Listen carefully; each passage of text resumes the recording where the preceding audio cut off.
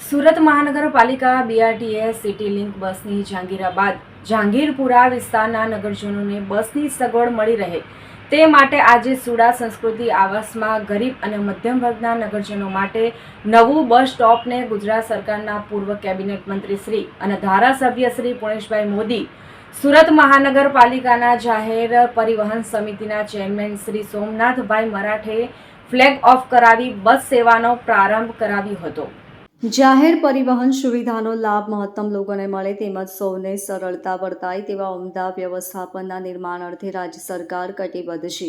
આ flag of કાર્યક્રમમાં પૂર્વ કોર્પોરેટર શ્રી દિગ્વિજયસિંહ બારડ, શ્રી અનિલભાઈ બિસ્કીટવાલા, દેવતુલ્ય કાર્યકર્તાઓ, બીઆરટીએસ સિટી લિંકના ઉચ્ચ પદાધિકારીઓ શ્રી, સ્થાનિક નગરજનો સહિત અનેક આગેવાનો ઉપસ્થિત રહ્યા હતા। હા પુણેશભાઈ, આજે સિટી બસનું રૂટનું જે લીલી ઝંડી આપીને શરૂ કરવામાં આવ્યો, શહેરીજનોને શું કહેવાય? શહેરીજનોને સુરત મહાનગર જે રીતે વિકસિત થઈ રહ્યું છે, યાતાયાત માટે બુલેટ ટ્રેનની સુવિધા સરકાર ઝડપભેર પૂર્ણ કરી રહી છે। મેટ્રો ટ્રેન પણ ઝડપભેર કાર્યવાહી થઈ રહી છે। અનેક પ્રકારની ટ્રેનોમાં સુવિધા આપવામાં આવી રહી છે। ગુજરાતની બહાર જવું હોય તો यहाँ ડોમેસ્ટિક એરપોર્ટ હતું, હવે ઇન્ટરનેશનલ એરપોર્ટ પણ બની ગયું છે। દેશ અને દુનિયામાં જઈ શકાય એ કનેક્ટિવિટી સુરતને મળી છે એરપોર્ટના માધ્યમથી।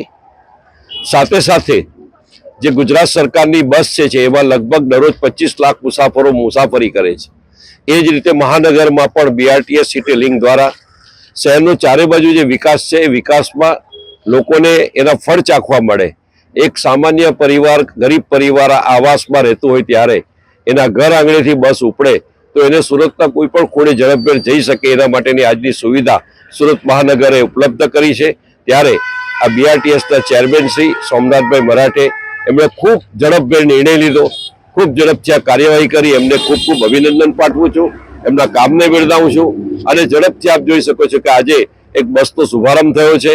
આ નવા વિસ્તારને મહાનગરોમાં એકબીજા વિસ્તારને જોડતું આ બસ એ આપણે સૌને એક ટાટરે બાંધવાનો પ્રયત્ન થઈ રહ્યો છે, ત્યારે આપ સર્વેને અભિનંદન પાઠવું છું। Bureau report, LK star news, Surat.